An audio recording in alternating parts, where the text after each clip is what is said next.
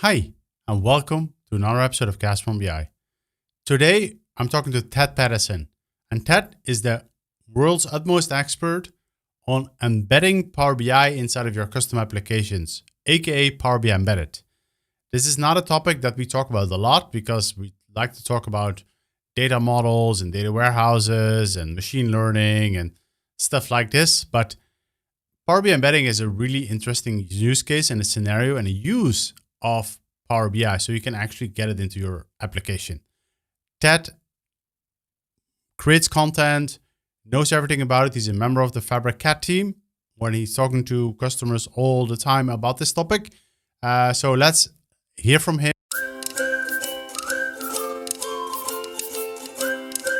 Well, Ted, great to have you here. Great to talk about a topic that we usually don't talk about a lot, Power BI Embedded. A lot of people, of course, know you. I have known you even before you were on the Power BI Cat team about developers and SharePoint and code and things like this. So, but maybe for the people who do not know you, a little introduction. Okay, well, I guess I'll start with the fact that I'm a little older than some people in the tech industry. But I started training back in the 90s and somehow got into Excel and Excel macros, then Access Basic, then Visual Basic. So I kind of had just a path that went into developer consulting, developer training. And so that's what I've been doing. There's been three waves. First wave was COM, the component object model. Second wave was SharePoint. Third wave is data analytics. So every 12 years I'd have to restart with a new technology that, I was going to gain expertise in. So that's quickly my background at a high level. And then, so you were consulted before, because I know you from your trainings, mostly. Consulting, but also trainings. There's the old adage, that if you're consulting, you're kind of in bed with your customer, but if you're training, it's nothing but first dates. So when times are good, training is great. When times are bad and there's not money for training, then there's consulting. Yeah, makes sense. And then, so when did you really get started with, so you talked about COM, which is a completely different ballgame than what we're doing today. My first intern project was working on COM, and I didn't like it at all. So I moved out of it It too. was a lot of complexity to do very simple things. Yeah. But So how did you roll into the Power BI world?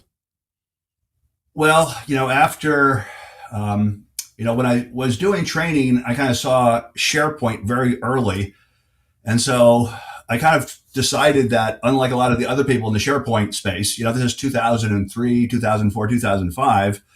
I wanted to look at it from the eyes of the developer and kind of start with, this is a SAPI extension and how to explain it. And then I just kind of ended up kind of getting some visibility, as a Microsoft, most valuable professional in the SharePoint space, specifically for developers. As the SharePoint space got really crowded with expertise and pseudo expertise, one of the things that I had found was, if you remember back in 2007, Microsoft's analytics was squarely, in SharePoint with Excel services and Power Pivot. So I kind of got a taste of it there. Yeah. And then the SharePoint space was kind of, I guess I was maybe getting tired of it, or it was too crowded and I wanted something new. And so right when, Power BI version 1 was coming out is kind of when I got involved. And then as I started learning about data modeling and it just kind of attracted me so much. There's just great, things that will arouse your brain as a developer. And then, after a while, I decided, to leave kind of the SharePoint space behind and dive, full fledged into, the Power BI developer, so getting up to speed on things like embedding, using the APIs, getting to know a lot of the people on the team through conferences, and then ultimately being hired, as a Microsoft, full-time employee, which, has been a great thing for me to really kind of focus on what I was doing before, even more so with so much better resources.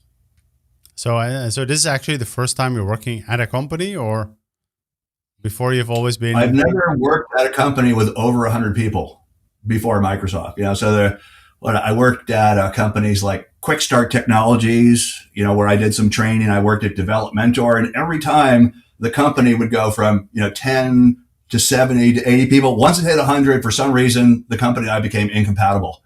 But now I guess it's not an issue working at Microsoft. But yeah, so I worked at small companies doing a lot of contract training, and then just decided to kind of go off on my own and independently train. And that's what I ended up doing for about 15 years, after I worked at these other training companies. Makes sense. Cool. Okay, so let's talk about Power BI Embedded. So in a few words, because I think the audience that is watching and listening to this, they are probably familiar with data modeling, data warehousing, the traditional BI space. Power BI Embedded is a bit different, right? What is Power BI Embedded? First of all, I'd say Power BI Embedded, it's kind of an umbrella term for APIs and techniques to take a Power BI report, and instead of having the user just go to the Power BI service at app.powerbi.com, we want to take that report and surface it in our custom application. Or maybe I want to, surface it, in Salesforce or some other type of portal. So the idea is just taking, Power BI artifacts, primarily reports, and surface them in my custom application. And, what's kind of nice is we also have a set of APIs, mainly within the browser when you embed reports. Well, we can start doing things that, add value on top of what you would get in the Power BI service. Whether someone clicks on a button and our JavaScript responds to an event, and either logs the information, as something interesting or takes an action. Those are the kind of things that you can do in Power BI embedded applications, that would allow you to kind of extend the functionality of reports, beyond what's available in the Power BI service. Yeah, that makes sense. So Power BI Embedded allows you to embed Power BI, and to my knowledge, there's two different ways, right? You can embed it in your portal, but you can also embed it in, again, going back to SharePoint. So there are two different things, right? There are two different models. So when we start talking to our customers about Power BI and embedding, the first thing we say is you have to answer this first question before you can even ask any other questions. So the two flavors of embedding are what we call user owns data and app owns data. And with user owns data, you have a user that can just go to the Power BI service and look at a report, but yet we want to take that report and surface it to him or her, inside of a custom application. And typically this is the easier style of embedding. It's not as popular as the other side for the one reason of it's optional.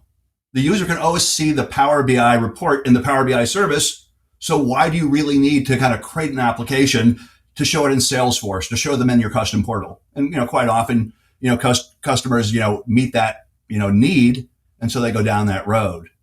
The other road, and what we kind of see, to me, is the true potential of Power BI embedding, as a PaaS or platform as an application, platform as a service, is that an ISV or any developer can then create an application that authenticates the user any way they see fit.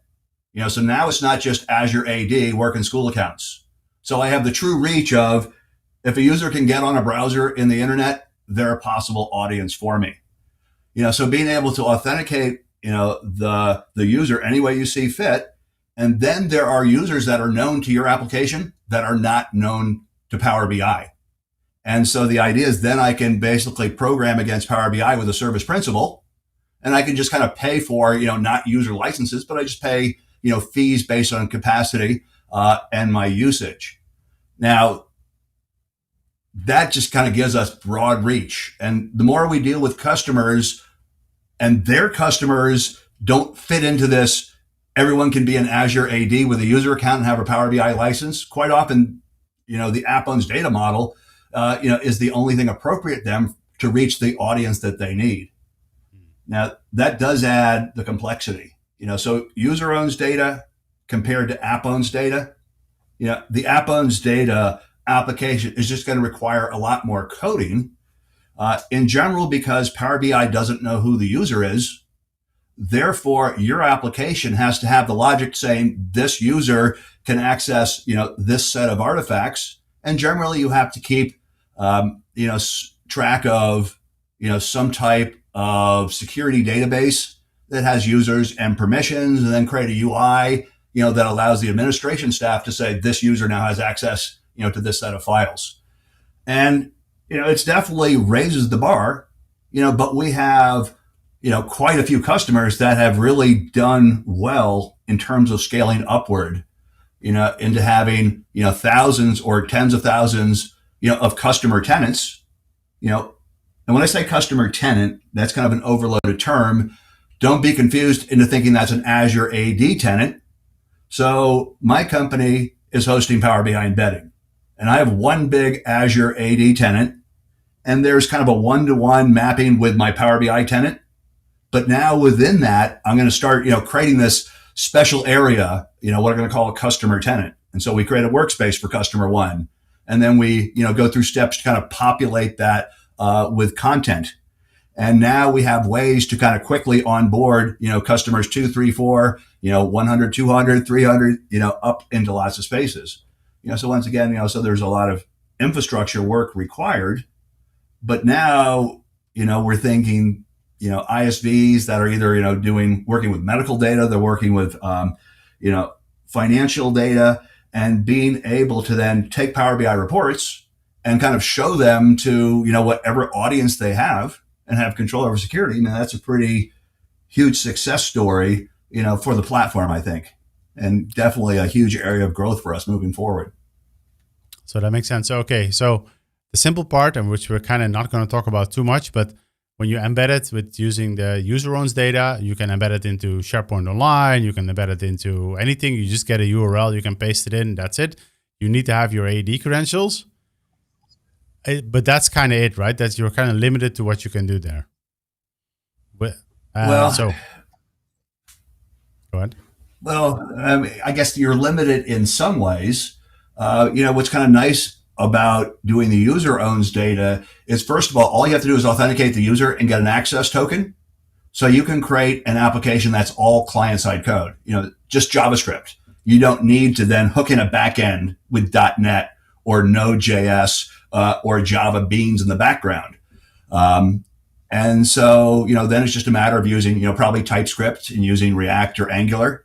And you can create a really nice application. And as you've mentioned, one of the things that, has gotten semi-popular, especially with Salesforce, is that you create a simple single-page application, and it does all the authentication all on the client side.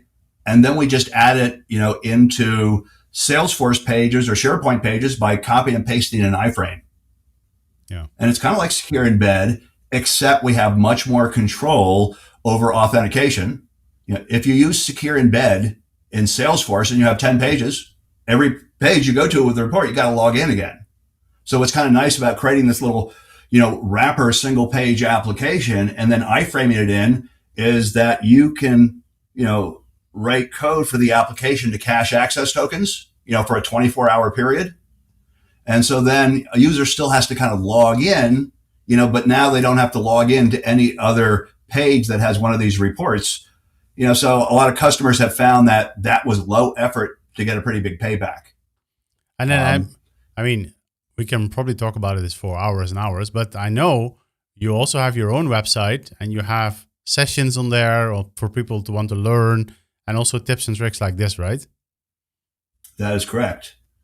So at www.powerbidevcamp.net, that's where I have, the portal for Power BI Dev Camp. And, we've been doing monthly sessions, and I think now it's about 36, but there's about 4 or 5 that are dedicated just to, Power BI embedding. But there's lots of other topics, such as looking at the export API. So you have these reports, and now I need to export them so I can put them in email messages and kind of send them to my subscribers. And there's things like drill down into row level security. And then once we have a dynamic row level security scheme, how do I work with app-owns data embedding and create an embed token with an effective identity? So there are a lot of drill down topics. And also for most of the topics, you'll find a GitHub repository at github.com/Power BI DevCamp, that has a sample reference application. Sometimes it's just a simple C# console application showing you how to call the export API. There's also the app owns data starter kit, which is kind of an example of an end-to-end implementation of app owns data embedding, complete with an admin panel that allows the users, that work within the hosting company to be able to, onboard new customers, by creating a workspace and going through all the steps, to populate it with content and prepare it for, the use of embedding. Makes sense. All right, cool. So on one side we have the user owns data, and then the other side we have the app owns data. And in that scenario, you would embed it into your own portal with your own security. You have to keep track of like who can see what, because they own what people can see. So that's like the authentication piece. But what are the really cool things that are possible once you have the report showing on the visual? You kind of hinted at some JavaScript things, but like, can you give us some examples of the things that are possible? Well, one thing you can do is you can start recording usage data. So the way that we track Power BI embedded, performance is that when you embed a report, you can register 2 event handlers, one that fires during the loaded event and one that fires during the rendered event. And generally, the idea is that the loaded event fires after you've made that first call to the Power BI service and gotten back things like security tokens and metadata, so your visuals can execute queries. Mm-hmm. And then all the queries, start being executed by visuals. And when they're all done, the rendered event fires. So that's one thing that you can do is just have client-side code. And in the App Owns Data Starter Kit, there's an example of doing this. So every time a report loads, I capture how long did it take to load, how long did it take to render, and I can send that back to my custom database, and we can start monitoring, that. So we start getting some things that are beyond what is inside the Power BI event log. Another example would be to handle other events, like filter applied or page changed. So now what we can start doing is in our usage data, I can see, we had 100 reports, but report 7, page 3 was really, really popular. Or I can start seeing when they use this data set, what are the common, filtering expressions that they put on things, what are users interested in looking at? So between usage information, performance information. So they are events, right? So you can do anything with the events. Like if you, for example, I can imagine maybe you embed it in your own application and someone clicks on filters on a product. You could handle that event and show something on the right within your own application of that same product. Exactly right. You can handle that, and going a step further, when I embed a report as a developer, I can also add custom menu items, either to the visual context menu that drops down, or when someone right clicks on a bar in a bar chart and you see all those context menus, you can add your own custom menus inside there. So now a user could go, to the bar, for, Amsterdam and right click, and I could have some type of a write back command. Now, Power BI doesn't do the write back, but the idea as a developer, I can have the user, execute this command. My JavaScript inside the browser starts executing. I know what the bar was about and what its value was. And now I can, start communicating with my back end to kind of take some action, perform some write back, or, whatever else I need to do. So once again, kind of extending the behavior of Power BI reports, beyond what's possible, in the Power BI service. And these are the scenarios that you see used most. People are doing scenarios like this. Like we definitely see some good usage of adding custom menu commands to visuals, and I can add this custom menu command for export to every single visual, or I can also target and only add it to scatter charts, or I could pick out one visual and just add the menu items to that. So there's a lot of flexibility in selectors. How you pick the target where you want to add these things. Exactly right. And then, so what else are the things that you can do? Like, I think I've seen once you can, for example, pick visuals and just show single visuals, for example, not the whole report? Well, that kind of gets into, let me kind of make the question bigger. But I'll answer that question on the way is, how do I create responsive designs? So in Power BI, if I embed the report, whether it's the whole width of the screen or whether I make it smaller, kind of the things expand and shrink with, the kind of the settings that you could put on the report, but you could also shrink a report so small that it's kind of useless to look at it. So what we first recommend, is creating a mobile view in your report for each page, in addition to the standard view that's in there. And as the Power BI developer, what you would be able to do is, before you embed the report, you can kind of look at the device or the form factor that you're currently running in, and you can decide to kind of bring up the regular view versus the mobile view, depending on, what type of real estate you're working with. And then beyond that, we have one next step, which is something which is called custom layouts. The idea of a custom layout is that it doesn't really matter where the report author put the visuals on a page. You basically can then decide what visuals to hide and show. And the idea is that JavaScript, when the page is loaded, is going to run. And it's going to say, out of these 10 visuals, we want to show these 7 and hide these 3. But now you can also set the X and Y position and the width and height. Mm-hmm. So you can now kind of decide whether you want to go, 2 visuals across the top row or 3 visuals across the top row, and you can kind of build the logic. Not the simplest code to write, but, plenty of our customers have done really neat things, with custom layouts, to kind of really hit a very neat, mobile design, and a very fluent UI experience, as you, widen and narrow the width, that you have to work, with the embedded object inside. Makes sense.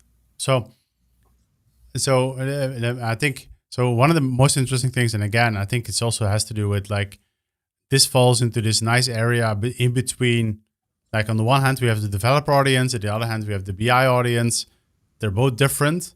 So no one really knows the Power BI because it's falls in the middle of the things that are possible. So, what is really the target audience here, and how do we get people up to speed, and who would be the ones who would build this Power BI embedded? Because a Power BI developer doesn't know JavaScript, doesn't know C#. I mean, maybe a lot of people do have C# backgrounds, like me. I know Marco and a bunch of other people. They have a C# background, but for me, it's been 10 years. So I think when I quit, it was .NET 2. I think we're now at 8 or something. So it's been a while. It's not like riding a bike, when you can learn C# at age 4 and then pick it up when you're 30 and be where you were. Exactly. I guess a lot of technology evolves on the side, but, first of all, is it user owns data embedding or app owns data embedding? And as I mentioned, you can do everything with user owns data in JavaScript in the browser. But with app owns data, you have to have a service principal. And there's no way to kind of do all that work in the browser and have it be secure. So then you need kind of a back-end platform. So there's .NET, there's Node.js, there's Java, there's Salesforce with Apex code. So generally, if you're going to do app owns data, you better know one of those back-end platforms. So, you can do things like make API calls into the Power BI REST API. You have to figure out, how to programmatically call into Azure AD and, say, here's my app ID and here's either an app secret or certificate. Give me back my access token so that I can call the Power BI REST API. So I think someone has to kind of be, a dedicated professional developer, to kind of work at these levels. Occasionally we see people who are, coming into the Power BI embedding world just without the right developer background. And, there's something where, learning TypeScript and React or Angular, that's not something you pick up quickly. If you've been using those technologies, you probably have, the right background to step into Power BI embedding. If you create ASP.NET applications, and you work a lot with C Sharp, and you're kind of used to kind of working with back end code, that's also important background. And if you don't have the background in those areas, you're going to be working pretty hard on the prerequisites. At the same time, you're learning the Power BI embedding, specific content. That's going to be pretty hard to do. Yeah, I can imagine. Not impossible. So you mentioned a few things that I want to maybe dive in a little bit deeper. Like you mentioned service principles a few times. Why is that important? What does it do? Well, the idea of a service principle is that you want to execute your code, but you don't want the code to execute in the context of any user in the organization. We want to run it at an organizational level. So what we do, as developers, at least in the Microsoft world, is you go into Azure AD and we create an Azure AD application. And then what we're able to do is, generate credentials, like an app secret would be a simple way to do it, but now your application can call to Azure AD and get back an access token for a service principal. While you could do it for a user, there's all kinds of issues if we kind of try to do back-end work that really doesn't have a user associated, but with their user account. There's all kinds of things where as security, keeps tightening, if you're authenticating as a user, they're going to want to bring up interaction. They're going to want to, basically text you a code. And there's just lots of things that break if you're using a user account. So the way to do that is to create a service principal or to create an Azure AD application and then authenticate as a service principal. And now there's just the need to take all the things we want to touch, workspaces and other things, and make sure that our service principal, has been configured with access to those resources. So to paraphrase, the service principal is what allows us to interact with the service and say, like, create a workspace, do things on the application's behalf. Yeah. I guess the way I like to think about it, is we have software as a service versus platform as a service. And the Power BI service itself is definitely SaaS. If I create user-owned data application, it's really kind of SaaS. But when I start using app-owns data, I've definitely moved into the PaaS platform. I basically talk to the application, as a system account. That's what the service principal does. So that just gets to be common, whether it's Power BI embedding or all kinds of other PaaS-oriented development efforts, use service principals, not user accounts for that reason. That makes sense. Okay, so let me ask you maybe another question. Like,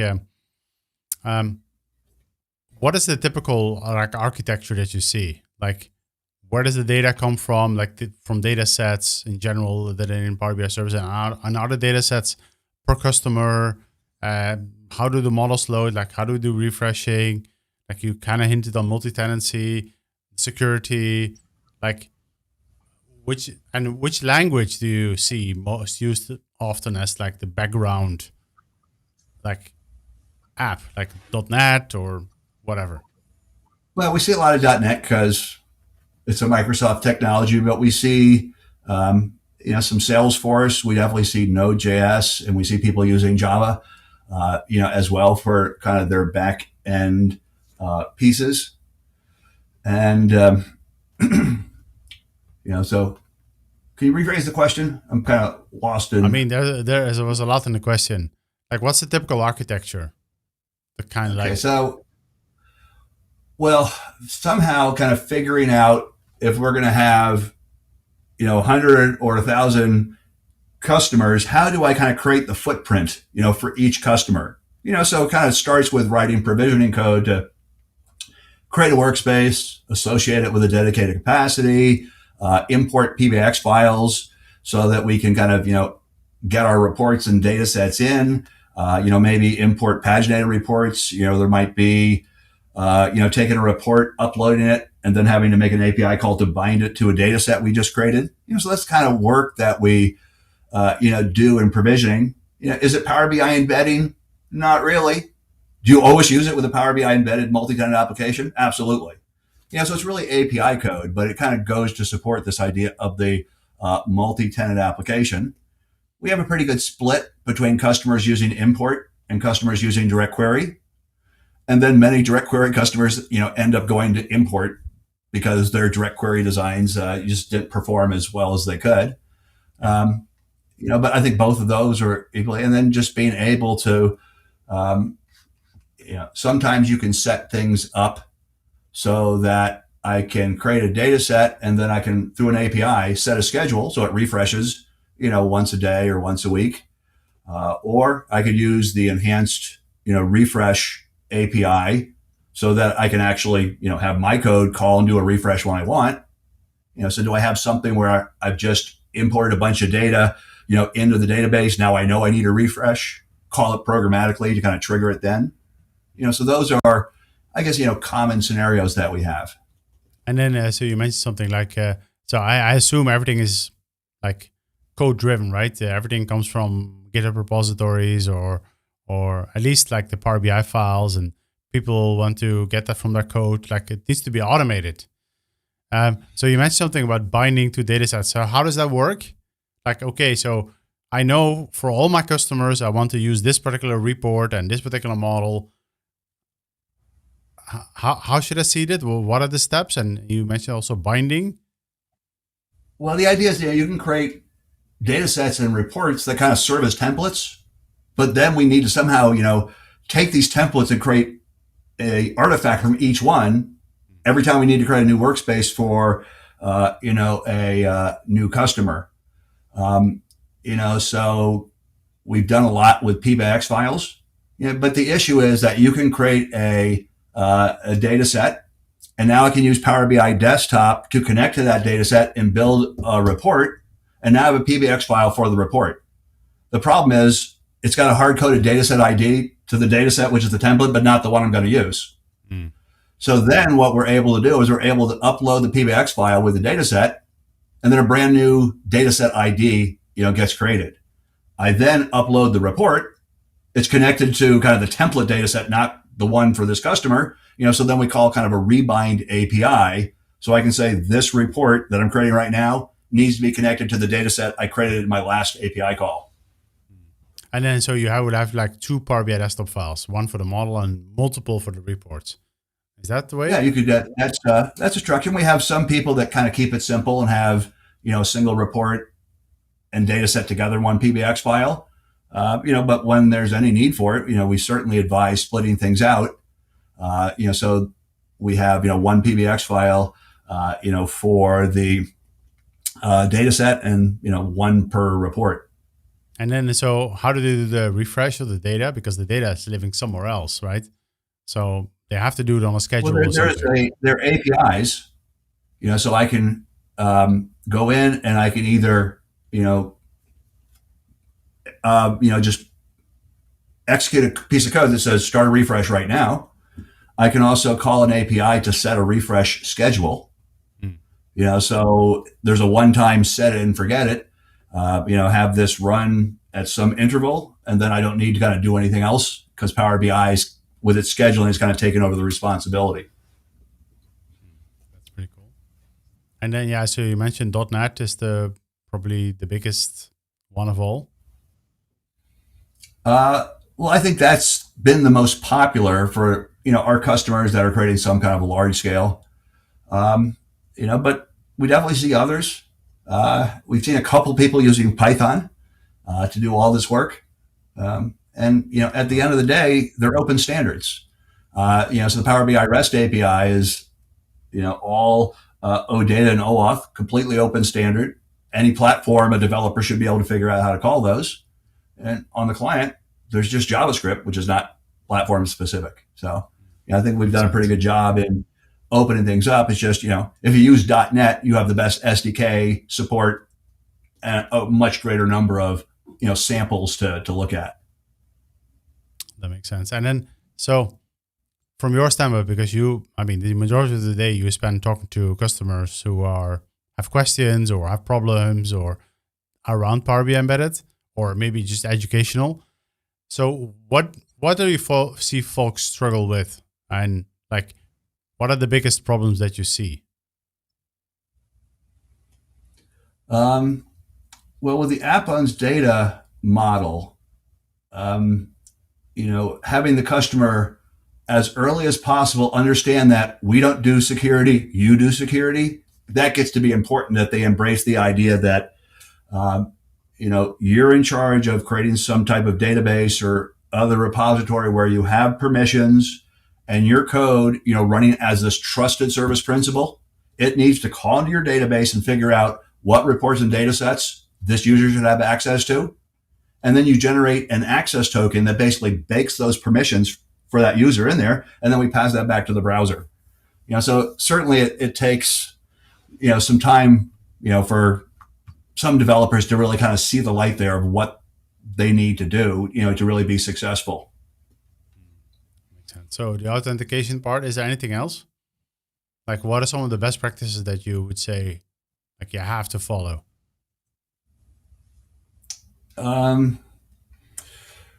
Well, we have various best practices, such as when we create embed tokens. If I have 10 reports, and I embed the first report and the user says, give me report 2, I don't want to have the user wait while I call across the network to get back another embed token. Generally you can create an embed token that has multiple resources, baked in as far as permissions for the current user. So being able to kind of reduce the chattiness of your application and the Power BI, REST API is important. And in many cases, you can just bring back all the metadata and a single embed token and have the user look at report 1, 2, 3. So it's kind of instantly starting the embedding session, by the time they want to go to that second report. Using some of the extensibility features, there is I guess there's other customers that we've seen after a year that still have the embed it and forget it, meaning that you embed the report and you do nothing else with it. Well, you're leaving a lot of potential on the table. We kind of talked about the events harvesting, being able to programmatically, go to full screen mode or take it down, or to start a slideshow, going into that, special mode where you go through bookmarks. So just not knowing what's there with the JavaScript API, is another big issue, I say. That makes sense. And then, like, what are some of the best practices that you would tell people to do?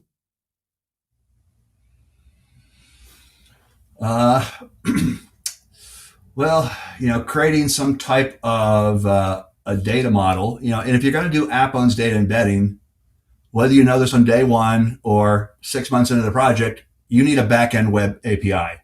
You can't do everything, in a single front end or regular application. You're going to have JavaScript running in the browser that needs to initiate commands.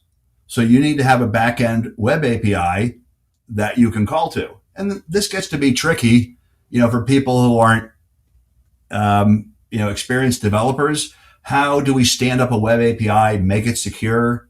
As you call into the web API, it's not a Power BI permission. It's your own custom permissions, that you've baked into your API. And quite often we only use one permission, which is, user impersonation. And that just kind of means as a call comes across, look at the access token, in your web API, make sure, you can see evidence that, there's an authenticated user on the other end of that. And then your web API interacts with the Power BI REST API or other backend APIs, to do what you need to do. But I really can't see creating an app owns data application without having your own custom web API and having your code in the browser be able to, make requests on your back end.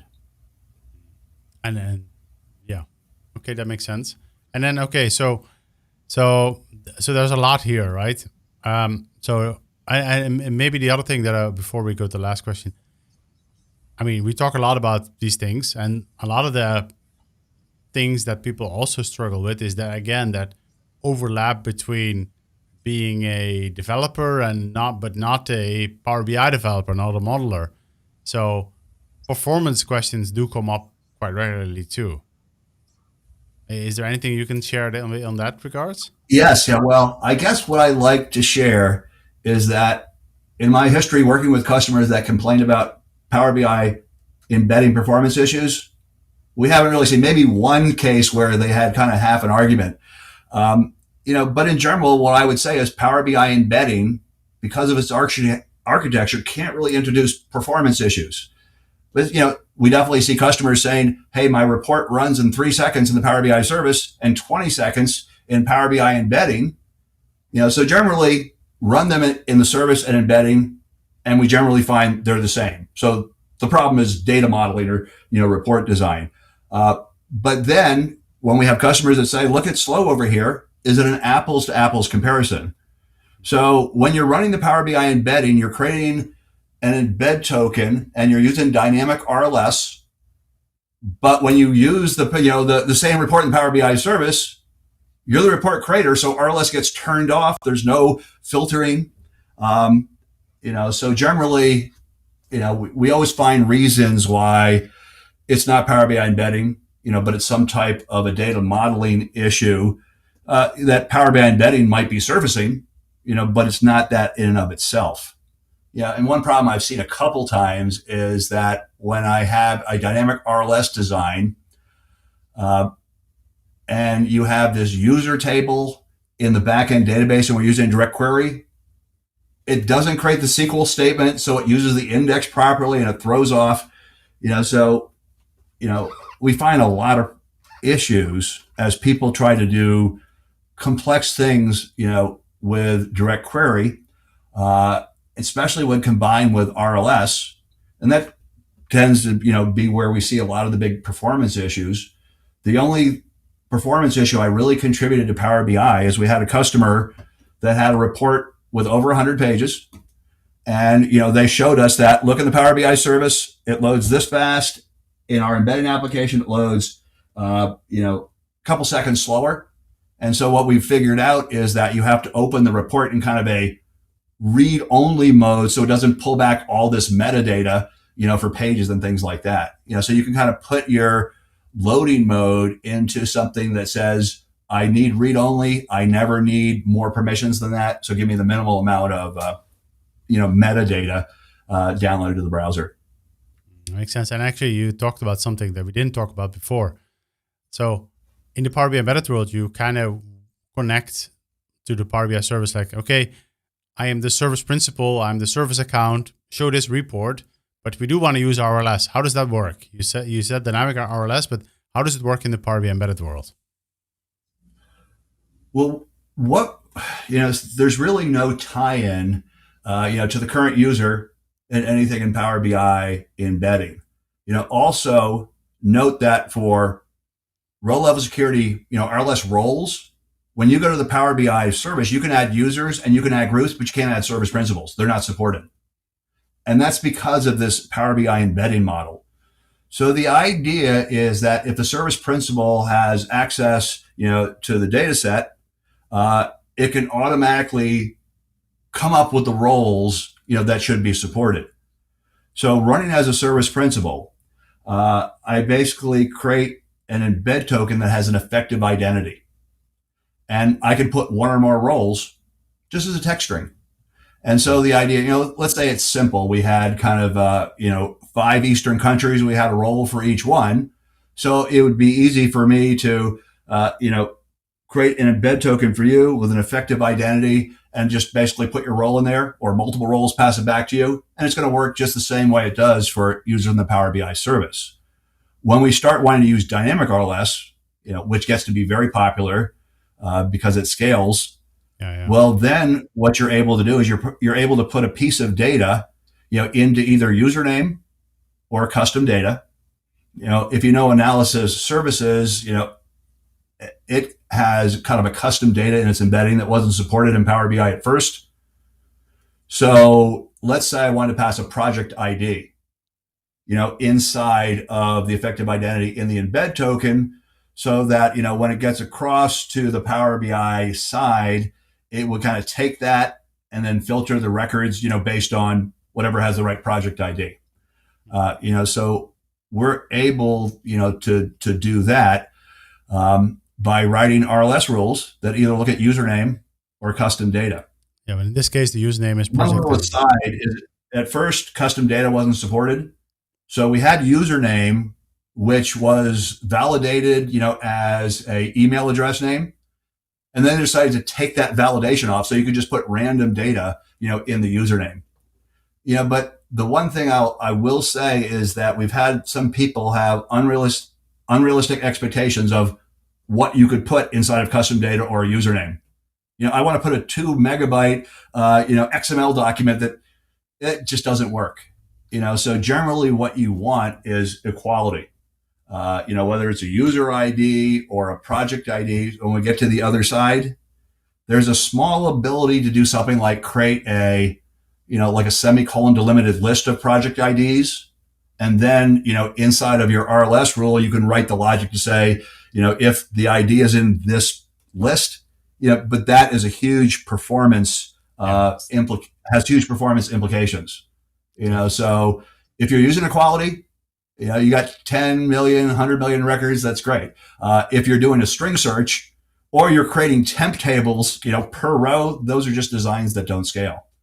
But we have people that now are, creating the embed token with effective identity, use this dynamic role, and then I'll put data in username or custom data over to the other side. And now the Power BI data set takes my input data and manages the dynamic RLS implementation for me.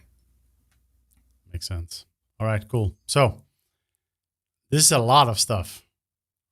What do I do? Like, okay, let's say in my organization, we want to create a portal for our external users. Where do I start and what do I learn? Well, I would say at Power BI Dev Camp, I'm going to give you the URL before, www.powerbidevcamp.net. I'll put it in the descriptions below. Yep. Okay. And I think, going and, looking through the set of sessions that we have, so I kind of write these sessions as conference talks, 60 minutes, drill down, for professional developers, kind of at that particular pace. So looking at some of those, the App Owns Data Starter Kit intro video that's about 2.5 years old, but then about a year ago, I kind of added, how to create a React application on top of your App Owns Data, so that's been pretty popular. Don't have one for Angular, but, I do have a starter app, for React that people can use. And then just the documentation that, the Microsoft has. One of my jobs is to see where customers, find that our documentation is limiting or limited, and then to, help, the other internal team members, get the documentation so that's correct. So we definitely have confidence in the documentation, never perfect, always improving it.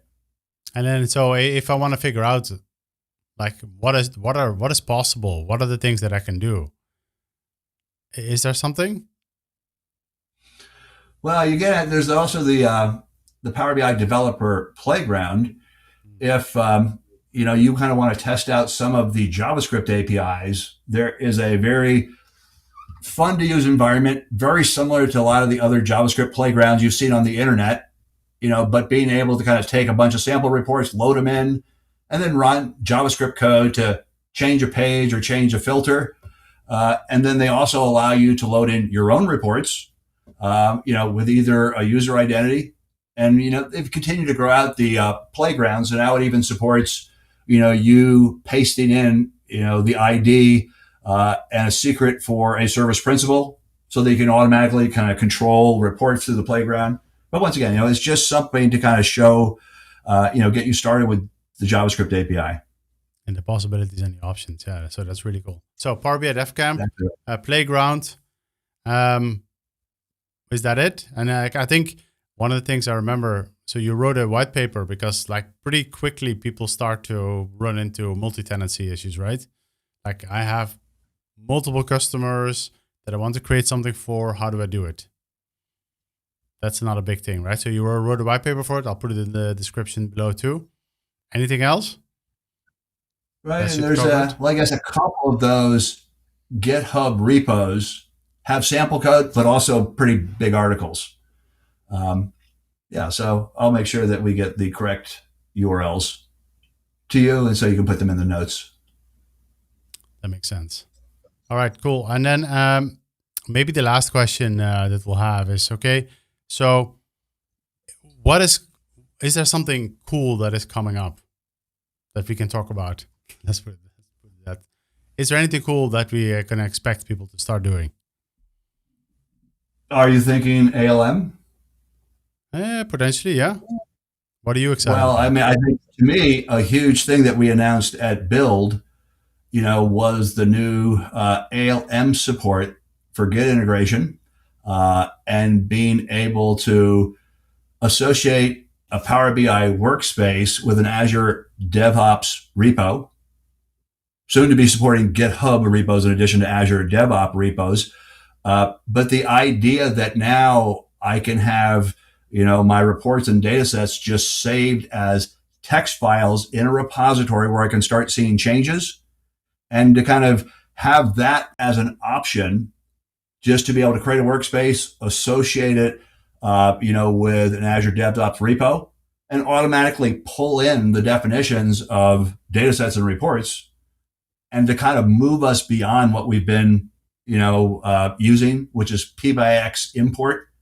So Power BI Desktop having to package those files. So I tend to think that there's great stuff. There's been some nice talks and demos by Rui Romano that can be found on the internet today. And I think that's a space where we're just going to move into a much better ALM story, for our Power BI and moving forward our Fabric artifacts.